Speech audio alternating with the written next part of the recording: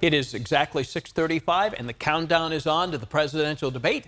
Vice President Harris and former President Trump will go head-to-head on the stage in just a matter of hours. I caught up with ABC's Washington bureau chief, Rick Klein, on what is going to happen tonight. Rick, is this debate extra important tonight if one of the candidates has a particularly poor showing?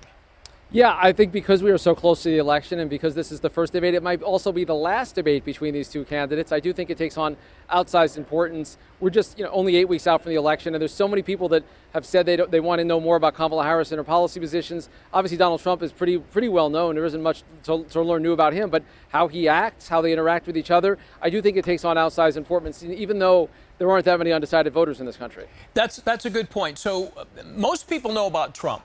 And you briefly touched on this. People still not quite sure that they truly know the vice president and what she stands for. Is that realistic?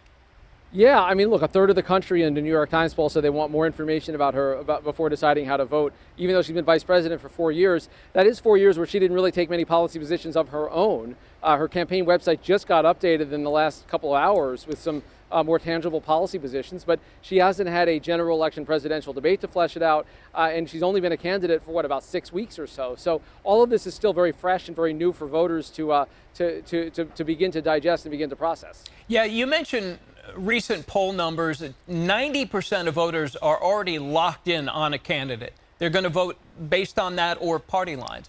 What will the candidates have to say or do to sway those undecideds or people that might switch their vote? Yeah, I mean, look, those are different universes because you've got some people that might be undecided about whether to vote or not to vote, who might be different than the people that are really on the fence between the two candidates. And obviously, you can win either way or lose either way if you don't do a good job with it. So I really think the challenge is defining yourself, but also being cognizant of the personal reaction side of this. These two people have never been on the same stage before. This is all going to be kind of new for them. And a lot of people react to debates in more visceral ways. Just what's the sense they get of the person versus the policy.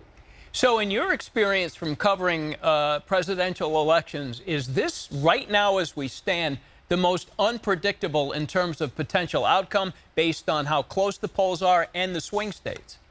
Yeah, I mean, look, you're only down to about 7 swing states. None of that changed as a result of Kamala Harris replacing Joe Biden on the ticket. What did change is the Democratic enthusiasm, and now you've got a much more even match, and I think the polling has reflected that as well. Bottom line is no one knows what's going to happen over the next 8 weeks. No one knows who's going to win this election.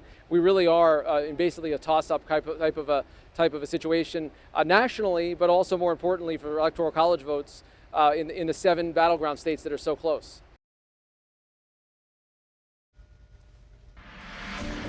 Man, election night is going to go late into the night.